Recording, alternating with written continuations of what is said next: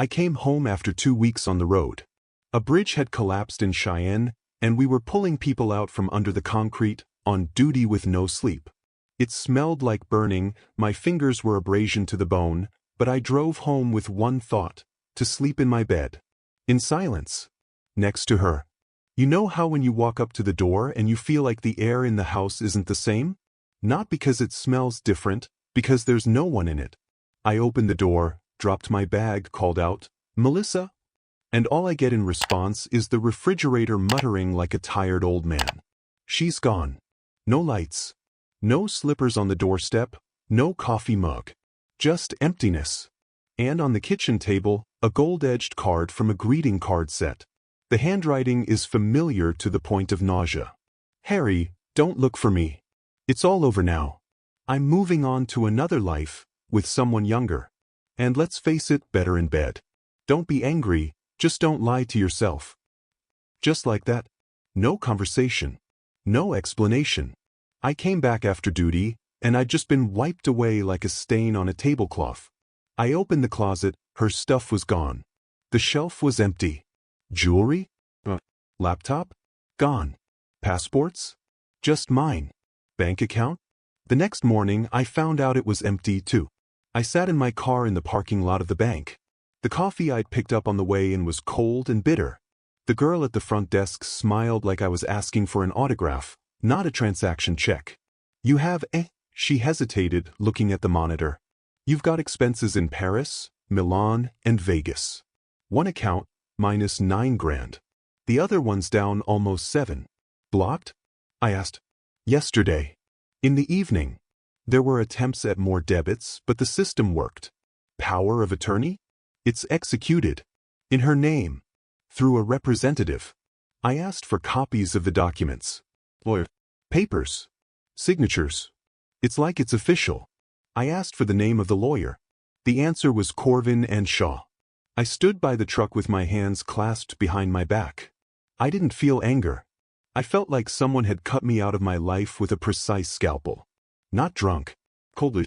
Professionally. I drove to the house we were renting. Melissa called it an airbag. The house was ours, bought partly with her inheritance, partly with my paycheck from the service. Now there was a sign hanging at the gate that said, "For sale." The agency was new. The phone number was unfamiliar. I called it. "Yes, the property is under offer. The deal's almost closed." "When did the listing go up?" "A week ago." It was fast. "The client is Mrs. Jarrett. Very prepared, by the way." Prompt. Prepared. 13 years of marriage, all rolled up in 7 days. Like a sushi wrapper. Next up, the IRS. There I was greeted like just another boring senior citizen. One of the clerks said, "The change of ownership request was 4 days ago." With an attachment? Yes. A copy of the diagnosis of post-traumatic stress disorder. Based on that, temporary incapacity. Your doctor is listed. Doctor's name? Dr. Henry, New Health Solutions. I know that clinic. It rents a room in an office building, smells like laminate flooring and cheap furniture. I've never been there. It doesn't even have an electronic file, just stamps and signatures on paper. I went there. The door was closed. On the glass was a crookedly pasted notice, "Technical break." That's it. I was diagnosed without my knowledge, and then my property was cleaned out with that diagnosis. All with smiles and paperwork.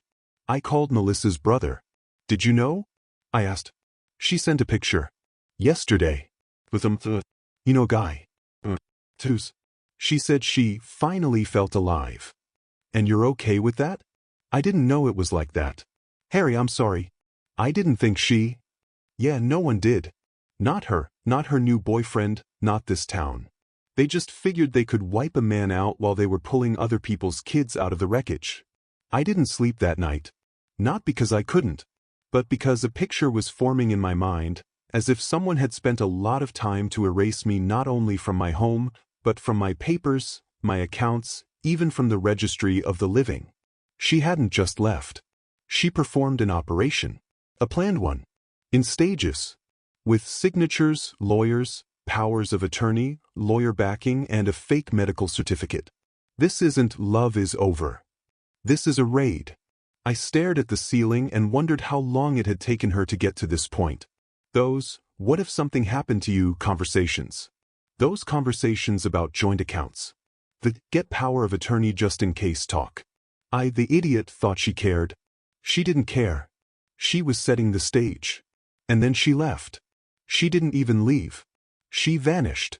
Like a shoe print on a carpet that's been vacuumed. I woke up to a ringing phone. It was the bank. We'd noticed suspicious activity. Cards were blocked. We wanted to know if you made any transfers to Carl Bishop. Who? The recipient of most of the funds. Some for flights, some for villa rentals. Where is he? We don't have an exact location yet. I turned my phone off. I wasn't angry that the money was gone. I was angry that I was a bug in the system. Not a person. An object to be gotten rid of. I looked at my hands. Burned, scarred. Those hands had pulled people out of the fire. And now they're erased. Zeroed out. Because someone with white teeth and a bigger car said he could give her more. What about me? I just turned off the lights. And sat there. Until dawn. The next morning I went to the bank again, no longer for questions.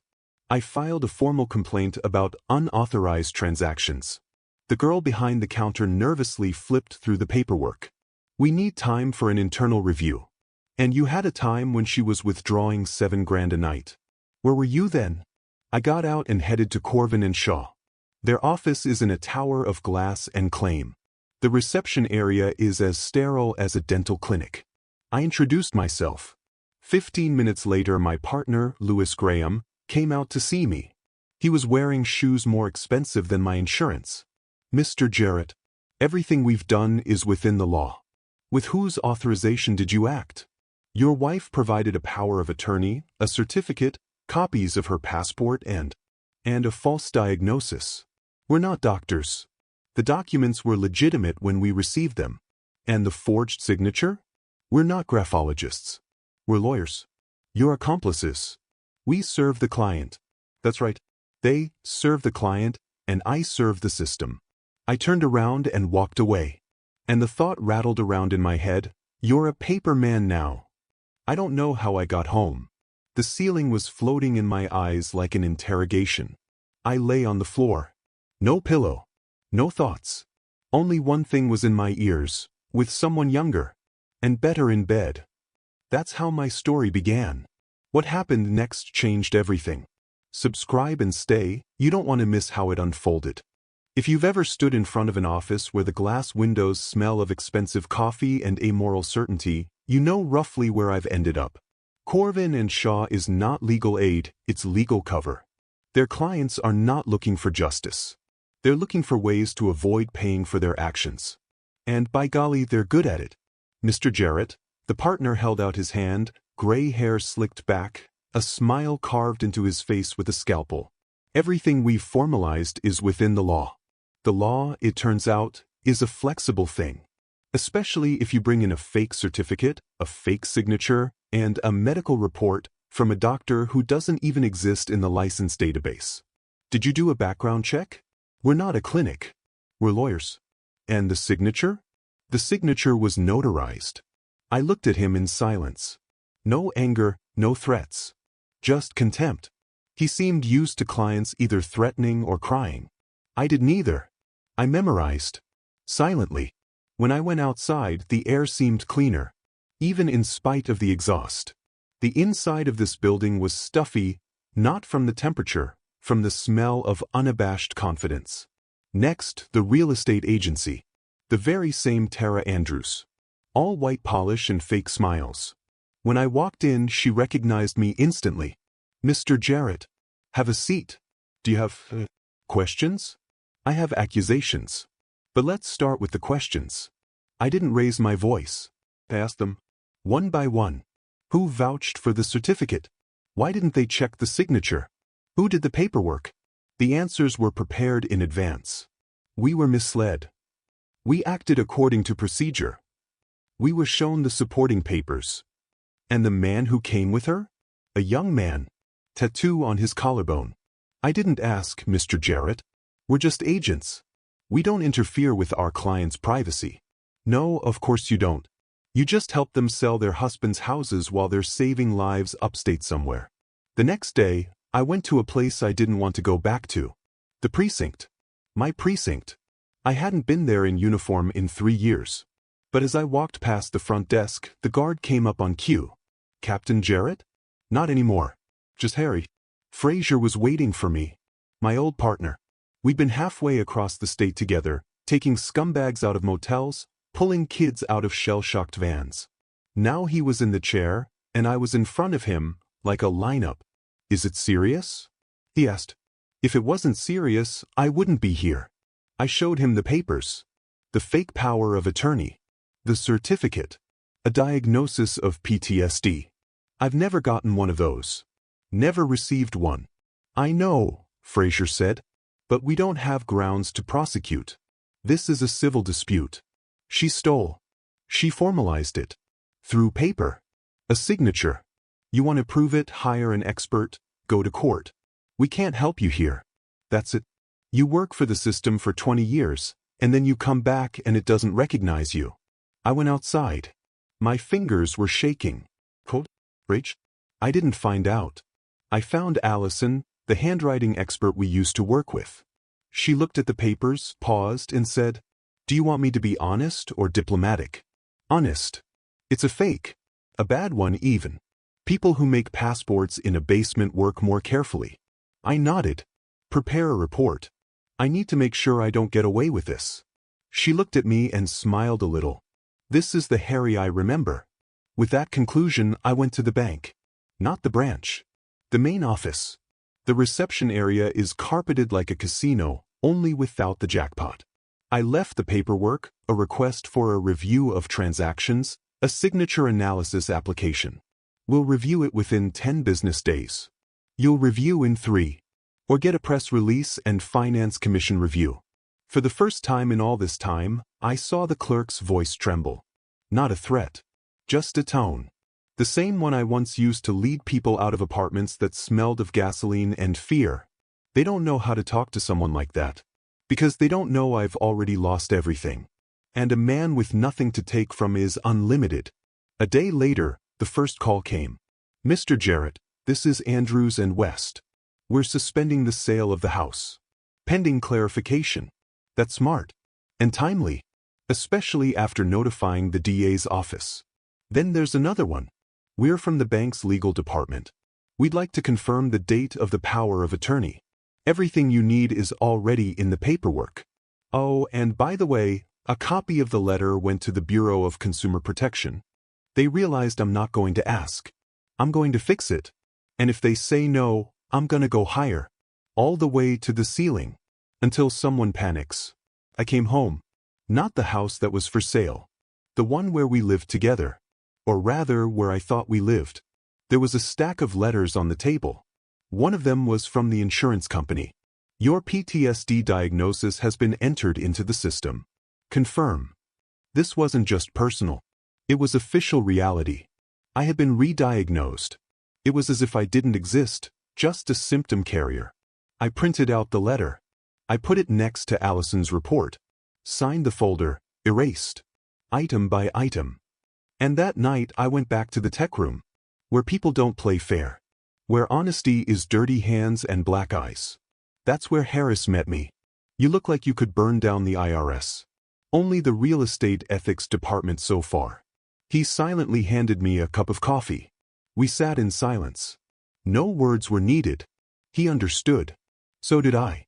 A week later, I got a letter. Not an email. Paper. A real letter. With a stamp, an address, and handwriting I once knew by heart. Harry, I know you're angry. But things got out of hand. I didn't want this to become a war. Let's make a deal. I'll give you back what's left. Just let it go. Will she give back what's left? What's left is the shadow. The PDF of my diagnosis remains. What's left is the forgery of my signature. What's left is Carl, or whoever is with her in the Maldives.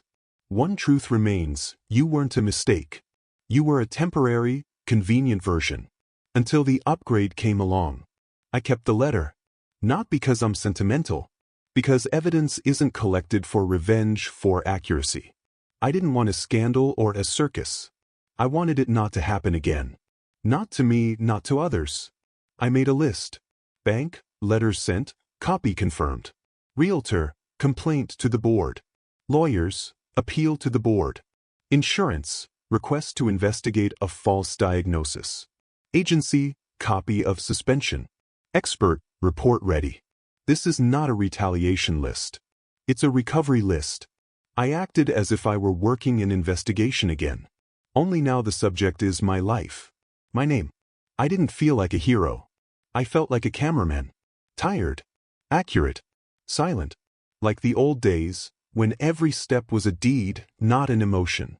And then in that silence, came the second call. Mr. Jarrett? This is the district attorney's office. We've reviewed the material from the bank report and the graphologist. We'd like to set up a meeting. I was looking out the window. It was snowing outside.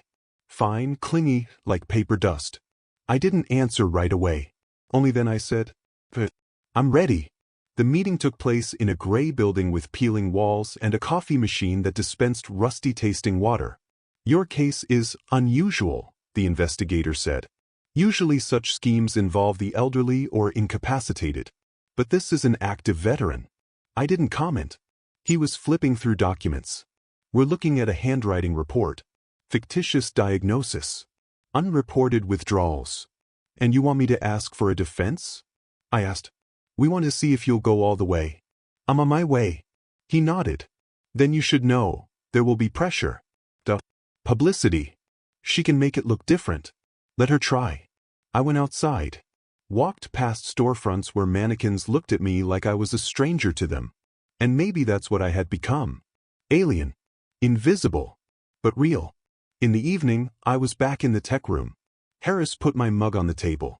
You know, you still sound like a captain. I never stopped being one. Just out of uniform. We sat in silence for a while. There was an old clock on the wall. I wasn't thinking about her. Not about Carl. Not about the money. It was about how none of this was part of my life anymore. It's her business. Her choice. Her trail. And I have a new route. No noise. No show. Just facts. Just movement. This is the climax. Everything you've been waiting for is right here.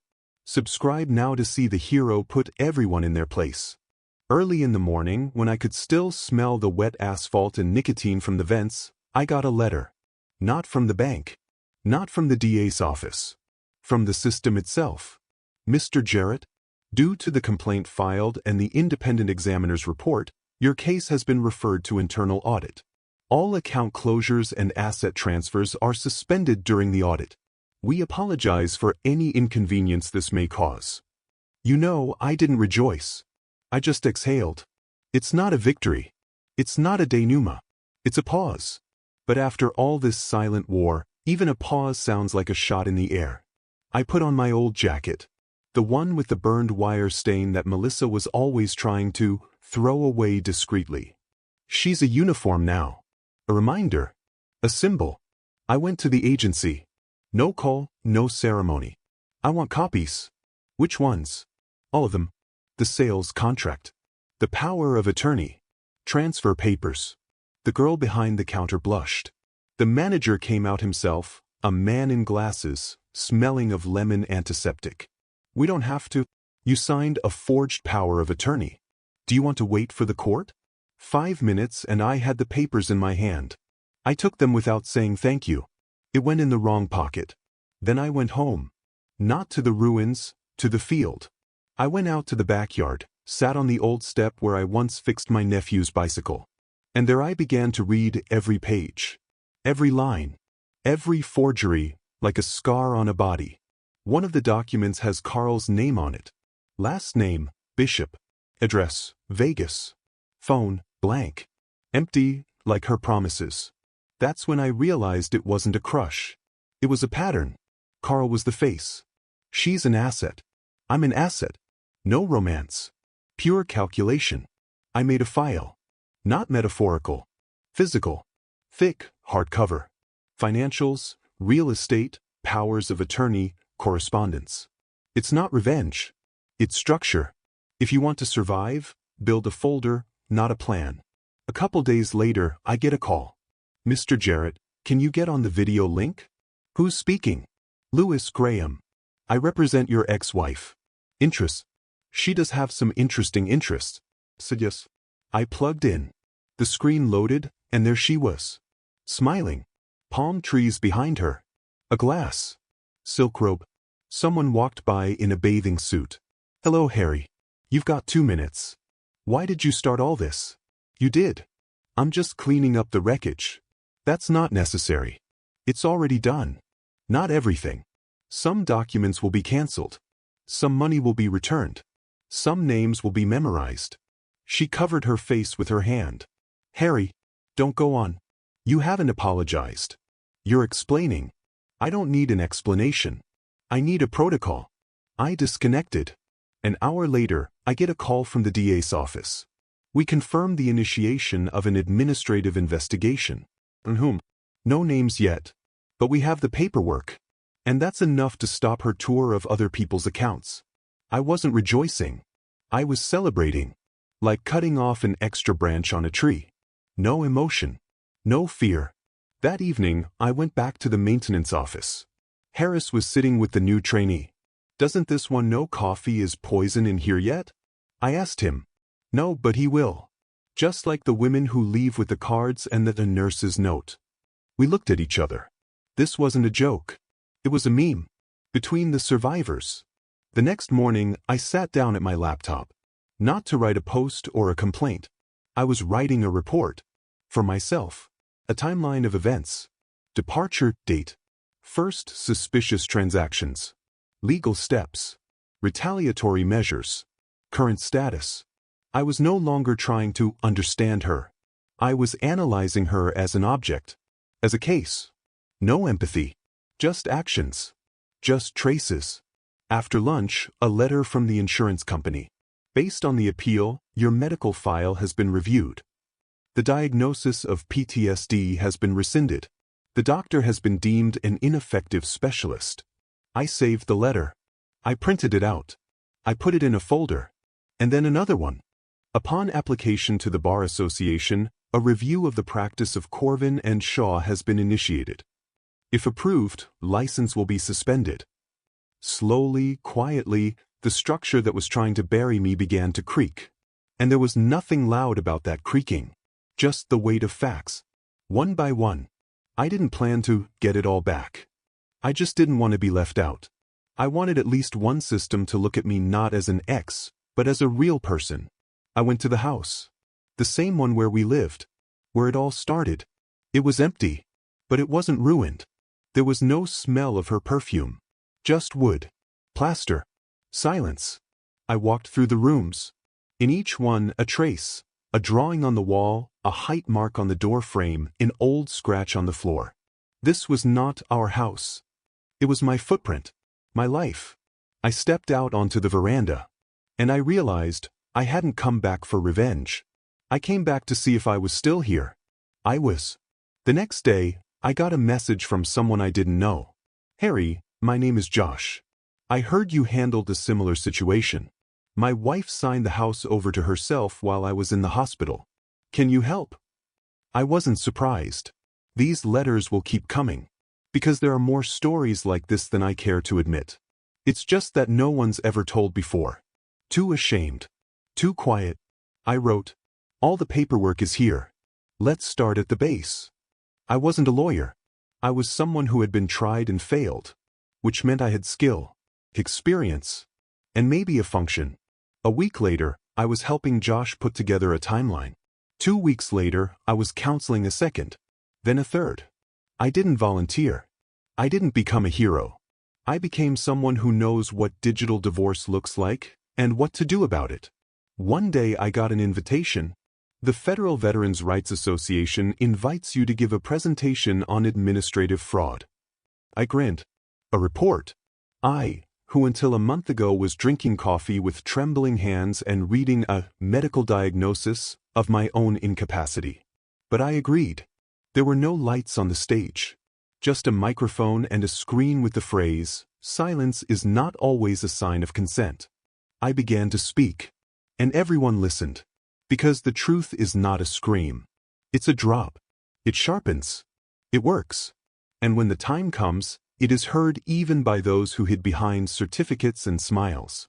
After the show, a woman in her 50s came up to me. "Harry," she said, "my husband was a lifeguard. His widow kicked me out of his apartment 2 months after the funeral. Your husband was my partner?" Andrew L. I nodded. "Then you're not alone. I'll help." From that night on, I started writing base. Not complaints. Decisions. Who to go to. Where to start. Who to be afraid of. And who to ignore. People started sending in their stories. One by one. No hysteria. Just facts. Just voices. One day I got a letter. "We didn't expect you to survive. We thought you wouldn't come back. You surprised everyone. Even her." No signature. No name. I deleted the letter. And smiled. I hadn't gone public. I didn't become the new face of the movement. I just kept working. Quietly. Systematically. Like I always do. Now I have 2 folders. One is what they tried to erase. The second is what I recovered. And even though the second one is thicker, that's my bottom line. Melissa? She's out there somewhere. With or without Carl. I don't care. Her story didn't end when she left. It was when I stayed. Because sometimes revenge isn't a punch. It's where you stand. In place. Standing upright. When they were hoping you'd fall apart. And you didn't. You stayed. And that's enough.